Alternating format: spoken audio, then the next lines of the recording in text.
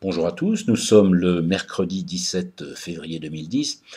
Il y a peu de raisons de se réjouir en ce moment. Aussi quand on voit la chute d'audience de la ferme célébrité en Afrique, dont le dernier prime time a obtenu 4,3 millions de personnes alors qu'il était au départ à 7 millions, l'envie de sourire d'un air satisfait en buvant un coup pour arroser la nouvelle envahit l'honnête homme, même si celui-ci se rend bien compte que les 2,7 millions qui ont changé d'activité ne sont pas devenus intelligents pour autant.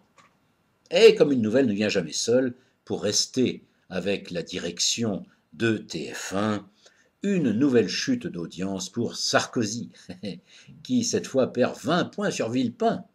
Juste retour des choses pour le boucher charcutier. C'est drôle parce qu'on apprend la chute de la ferme et de Sarko le jour où l'on a vu Villepin dans une ferme en Bretagne avec des petits cochons dans les bras. Tout ça pour bien montrer aux électeurs qu'il était là, mais capable, lui aussi, de faire des cochonneries, voire des saloperies. Villepin et Sarko. Bon, je suis pas là pour choisir entre la peste et le choléra. Chacun est capable de gerber à sa guise. Enfin, le droit de vote, ça reste le pari de la démocratie.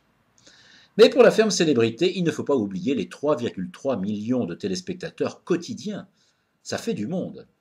Remarquez, si on additionne les chômeurs, les faux chômeurs, stagiaires qui n'ont plus de repères, et les 900 000 malades d'Alzheimer, on arrive à peu près au nombre. Mais pas de mépris pour ces pauvres gens. Le mépris doit être gardé pour cette bande de producteurs qui est derrière. Tous les gens de l'ombre, qui eux sont intelligents.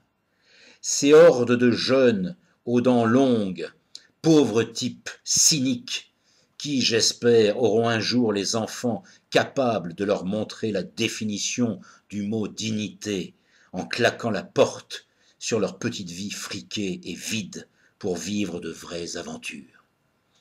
Alors à ceux qui ont encore la fibre pour faire de la vraie télé, comme à ceux qui pensent que si la maison TF1 se casse la gueule, la démocratie et le bon goût ne seront pas entamés, je dirais, et encore, bravo.